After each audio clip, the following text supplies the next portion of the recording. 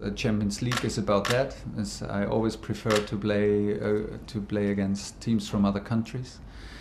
Then we have a second leg at home, which feels good to start an away game and have maybe the slight advantage of finish at home. And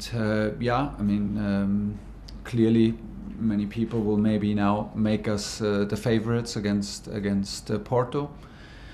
That will not help us, because you can ask in Turin what the opinion about this is. If it helps you to be favorites, it helps. It does not help you, but we are self-confident, and self-confident has a is strongly connected with our performances, and we are confident that we face a strong opponent that we face with all the respect. But now that we are in quarterfinal, we think about how to win it, and we think about the only thing we focus is on to reach the semi-final, and we are self-confident enough that we see our chances. And people are really taking notice of your team at the moment, especially from a defensive point of view. From a tactical viewpoint, what have you changed since you came in? It's hard for me to say, because I'm not in detail aware what happened before. Of course, we use a different structure, but the structure is not the most important. The most important is how we live the structure and how the players behave in the structure, and this is what makes it in the moment very special, and because the players perform as a team on a very high level. Well, defending, I know that the focus is now big on defending, because we concede very few goals only, and we are able to deserve clean sheets, which is very, very hard in modern football nowadays. But to defend is also to move the ball, to have ball possession is also a way to defend, because in the moment where you have the ball, there's no chance to concede a goal. So. And from there on, football stays a very complex game, and you need to be good in all parts of it. And I'm very happy, because we invest a lot. We play a high intensity game, and we have a huge effort as a team in many constellations, even with many changes. And the players and the squad competed on a very high level, and got deserved results, which gave us a lot of confidence, of course, and then we are happy to keep the momentum going. We're very solid. We're very brave. We try to be active throughout the match. We are confident in our physical performances, in our physical input that we can give, and this makes us, like I said, very self-confident, and gives us a lot of strength and belief in the moment. What kind of a boost was it for you, Thomas, to have Werner, Havertz and Ziyech together as the front three against Atletico, and how much are they improving game by game as they adapt to English football? Yeah, they actually improve a lot, and it's also necessary. We don't need to talk around it. It's also necessary that they improve, and that they made this choice to join a strong club in the strongest league, and it is a big choice out of the comfort zone, which I like a lot, because only out of your comfort zone you can improve and you can challenge yourself, and this is what the guys do. We made the choice for the three guys. As you know, we had many changes up front, and we had many constellations, and we were sometimes a bit worried about our lack of precision, about lack of composure, that we were not clinical enough. But we were never, in no game of the 13 games, never concerned about the work rate, about the intensity against the ball, and this we can never forget. If you look at our first goal now against Atletico, you will see Timo doing a defensive tackle before the counter-attack starts, and this is maybe in the moment the thing that makes us very special, that we truly attack together and we defend together. And at the same time, I was very happy with the three clicking. They had a good game together. They were we had a good connection in between them. And still there are things to improve, but I'm happy with the development, and there are other guys out there waiting for their chance and having huge impact from the bench. It's a good moment. Last question, Paul. I don't know if you've had the chance to see the pictures of Thiago Silva leading the celebrations on Wednesday night. I just wondering, what is he doing for your team spirit as well, and how confident are you that he can extend his contract and stay part of this? Well, I know Thiago now for many years, and we had a fantastic partnership in Paris. He was an absolutely reliable partner as captain for me as a coach from the first minute I stepped in. Once he is part of a team, he is 100% part of the team. He is 100% professional, and he's a very emotional guy. All three of them, Mason, Jorginho and Thiago, were simply totally involved in the game, and I can only repeat that makes the group special in the moment. I heard them during the match coaching. I heard them taking care. I heard them to support the players. I felt the same thing, for example, for Willy Caballero and Kepa on the bench. And this is, if we wanna have special results, if we wanna have a special results and special moments, we need to play with a special atmosphere. This does not change in football, not on the highest level, and not around the corner in the park. It is like this, and this is what football can do. And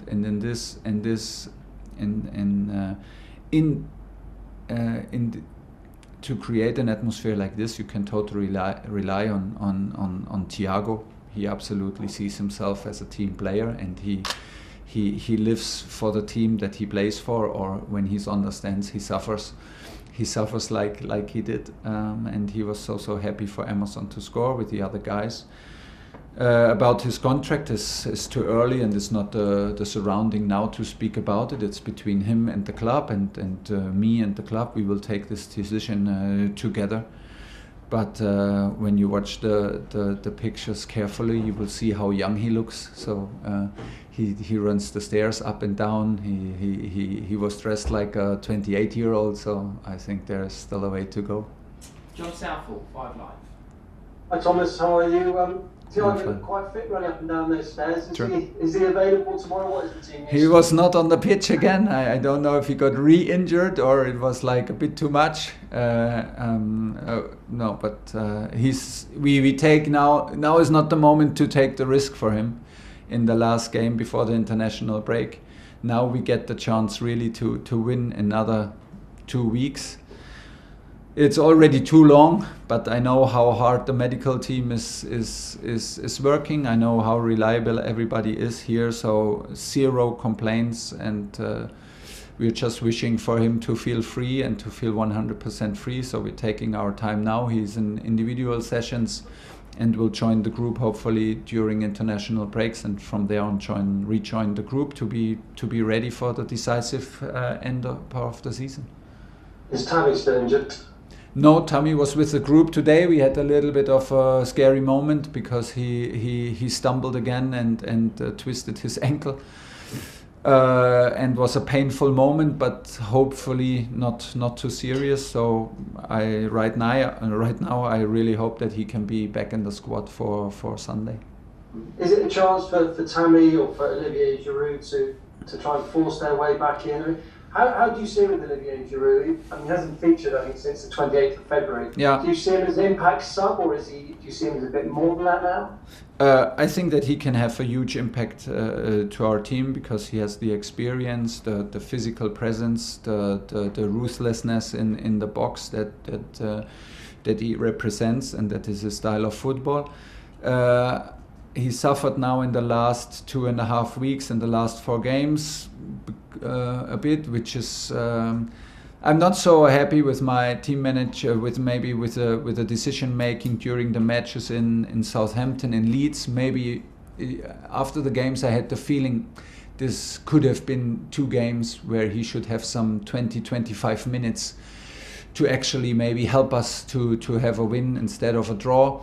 I didn't give him these minutes because I also have to say honestly, I have to adapt back to the 3 changes, which is actually sometimes only 2 changes because the last one you don't want to do too early. So I have to readapt to this also. So this is clearly my fault. He's training good. He had a very decisive goal for us in Atletico. After that, I assumed that the games against Liverpool, Everton, and now would be high intensity games, where we use maybe more the speed, which is not his biggest strength, and there is no problem about it. He will stay positive. Sure, it's my job to stay close to him and to push him and to give him also the true feeling that he is still important, because he is really important for me. And so the game now Sunday is the next moment. I think that the national break comes for a good moment for Ollie to keep the head a little bit up the clouds, and to relive and enjoy the moment here with us, because I know that he's a big factor in the group. He's a big part in the dressing room, and I want him to continue like this. Moose, talk sport. Hi Thomas, how are you? I'm fine.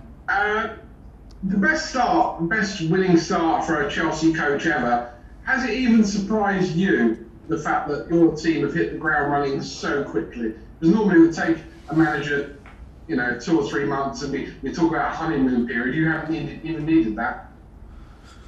Yeah, not the surprise is the wrong word. I'm impressed. I'm impressed by the club. I'm impressed by the structure. I'm impressed by the support from the first minute. I'm even impressed by the feeling that I got from the first day when I arrived here. I'm impressed by my team.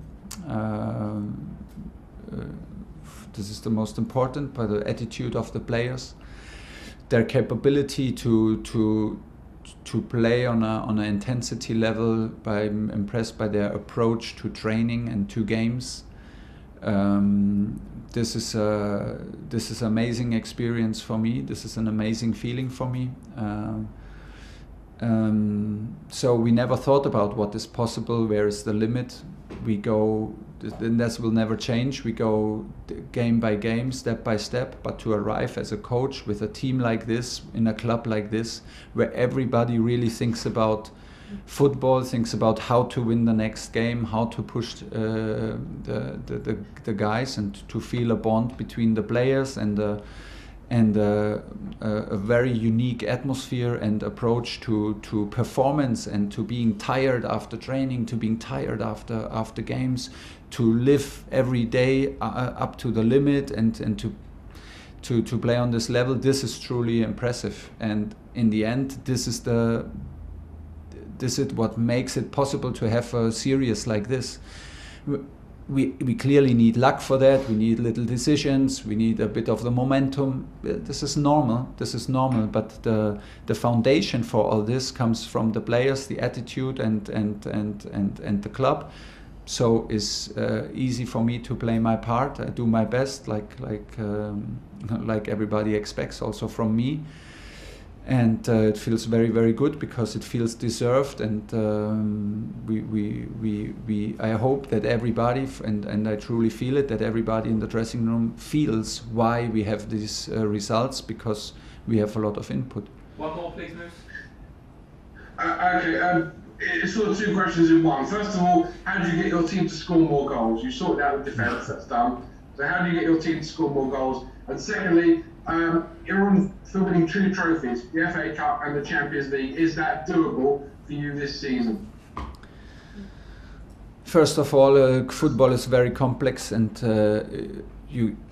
it's all about balance. You cannot score without defending. You cannot defend without having the ball and be in possession. So it's a team effort, and it came natural to us that we kept the opponents from creating chances, and this is a unique quality that we show. And I just can repeat myself.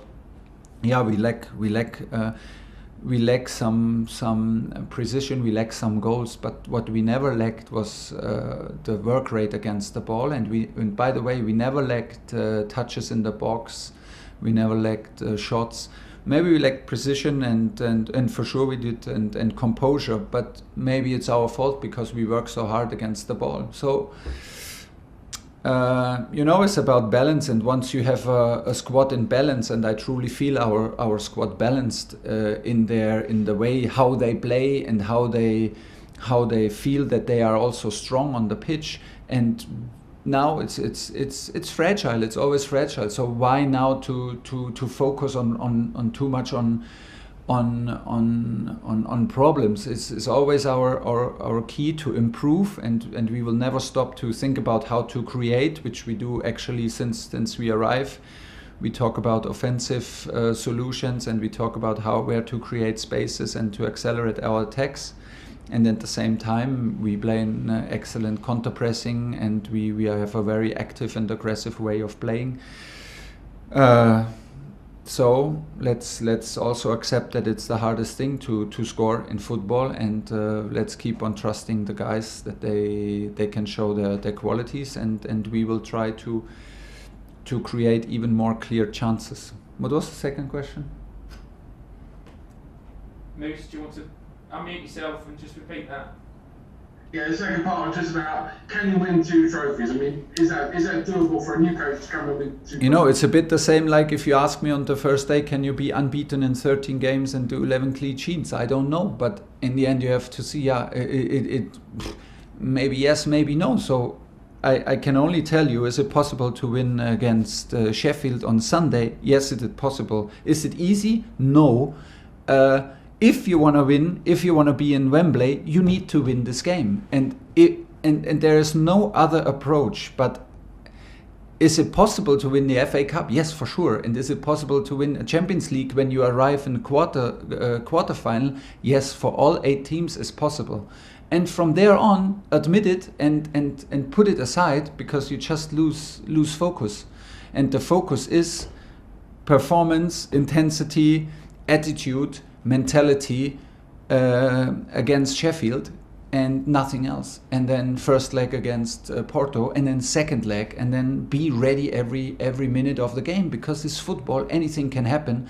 And I'm pretty sure, 100% sure, that Sheffield arrives to beat us and Porto will arrive to beat us. So these are the challenges, and then we will see where the limit is. Last 2 questions.